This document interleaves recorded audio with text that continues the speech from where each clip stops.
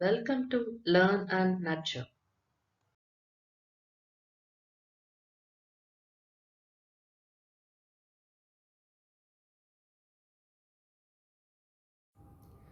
உயிர் எழுத்துக்கள் சொல்லித்தரதுக்கு இந்த மாதிரி ஒரு கேம் கூட நம்ம யூஸ் பண்ணலாம்.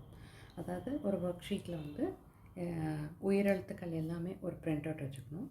அதுக்கப்புறமேல் இந்த மாதிரி கட் அவுட்ஸ் பண்ணி நான் இங்கே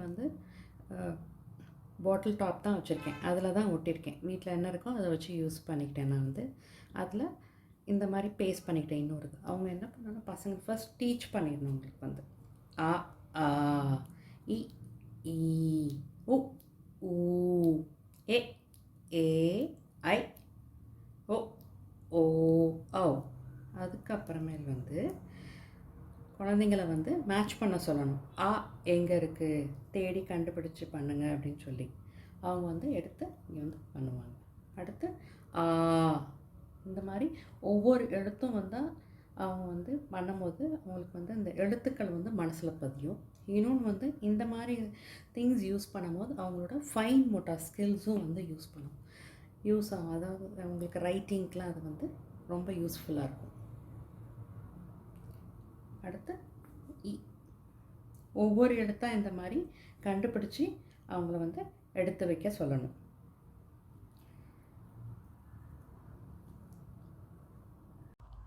இப்போ நம்ம பார்க்க போகிறது உயிர் எழுத்துக்களுக்குரிய அரேஞ்சிங் ஆக்டிவிட்டி. உயிர் எழுத்துக்களுக்கு குழந்தைங்களுக்கு சொல்லி கொடுத்ததுக்கப்புறம் இந்த மாதிரி கட் அவுட்ஸ் ப்ரிப்பேர் பண்ணி அவங்கக்கிட்ட கொடுத்து அவங்கள அரேஞ்ச் பண்ண சொல்லலாம். அப்போ அவங்களுக்கு எதாவது நோ டு சீக்வென்ஸ் அந்த லெட்டர்ஸ் எல்லாம் அவங்களால அரேஞ்ச் பண்ண முடியுதான்னு செக் பண்ணலாம். அப்படியே அவங்களுக்கு கன்ஃபியூஷன் வந்ததுன்னா திருப்பி ஒருத்தர் உயிர் எழுத்துக்கள் நல்லா திருப்பி சொல்லி கொடுத்ததுக்கப்புறம் இந்த மாதிரி ஆக்டிவிட்டி நீங்கள் கண்டக்ட் பண்ணலாம். முதல் எழுத்து என்னது? ஆ. அதுக்கப்புறம் ஆ. அதுக்கப்புறம் அடுத்து என்ன எழுத்து? இ. அதுக்கப்புறம் ஈ. அதுக்கப்புறம் உ.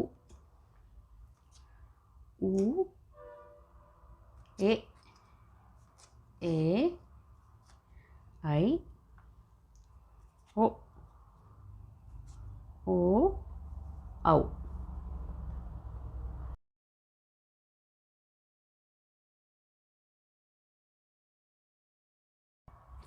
உயிர் எழுத்துக்கள் சொல்லி கொடுத்ததுக்கப்புறம் அதில் குரில் நெடில் ரெண்டுமே நம்ம சொல்லி கொடுக்கணும். அதாவது குரில்னா ஷார்ட் சவுண்ட், நெடில்னா லாங் சவுண்ட் லெட்டர்னு சொல்லி கொடுத்ததுக்கப்புறம் இந்த ஆக்டிவிட்டி பண்ண சொல்லலாம். நம்ம முதல் எழுத்து என்னது?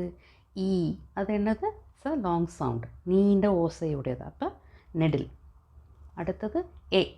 அது குறுகிய ஓசையுடையது, குரில். அடுத்தது இ. இது குறுகிய ஓசையோடது இ. இந்த மாதிரி ஒவ்வொரு எழுத்தையும் அவங்கள பண்ண சொல்லலாம். ஏ என்ன எழுத்து? உயிர் நெடில். அடுத்த எழுத்து என்னது? ஓ. இது என்ன எழுத்து? நீண்ட ஓசையுடையது. இப்போ நெடில். அடுத்தது ஆ. இது நீண்ட ஓசையுடையது, லாங் சவுண்ட், அதனால் நெடிலில் போடணும். ஆ.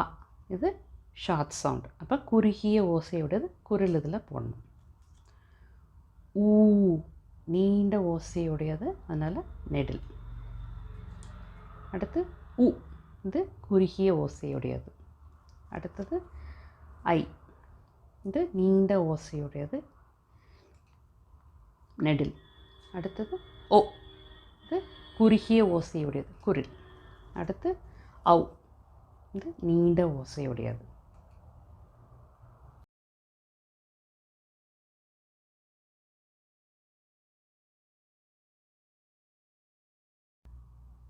உயிர் எழுத்துக்களும் மெய் எழுத்துக்களும் சொல்லி கொடுத்ததுக்கப்புறம் இந்த மாதிரி அந்த எழுத்துக்களோட கட் அவுட்ஸை பண்ணி வச்சுக்கலாம். பண்ணி வச்சுட்டு உங்கள் குழந்தைங்களுக்கு இந்த மாதிரி 2 பவுல் கொடுத்துடணும். அதாவது ஒரு இதில் உயிர் எழுத்துக்கள் நீங்கள் எழுதி கொடுத்தணும், மெய் எழுத்துக்கள்னு எழுதி கொடுத்தணும். அப்போ ஒவ்வொரு எழுத்தும் எடுத்து பார்த்து அவங்களால ஐடென்டிஃபை பண்ண முடியுதான்னு நீங்கள் பார்க்கணும்.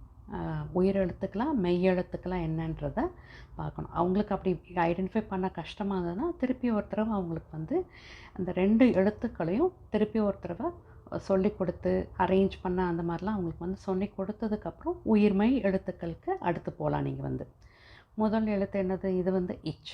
இச் அது என்ன எழுத்து? மெய் எழுத்துக்கள் அவங்க கரெக்டான அந்த பவுலில் போடுறாங்களான்னு நீங்கள் வந்து செக் பண்ணலாம். அடுத்தது வந்து இஞ்ச். இது என்ன எழுத்து? மெய் எழுத்து. அடுத்தது இது என்ன எழுத்து? ஐ. ஐ வந்து எதில் வரும்? உயிர் எழுத்துக்கள். இந்த மாதிரி எல்லா எழுத்துக்களையும் அவங்கள வந்து பண்ண சொல்லலாம் நீங்கள் வந்து. இந்த வீடியோ உங்களுக்கு பிடிச்சிருந்தா லைக் பண்ணுங்க, உங்க ஃப்ரெண்ட்ஸ் ஃபேமிலிக்கெல்லாம் ஷேர் பண்ணுங்க. இன்னும் சப்ஸ்கிரைப் பண்ணாதவங்க கண்டிப்பா சப்ஸ்கிரைப் பண்ணுங்க. அனைவருக்கும் நன்றி, வணக்கம்.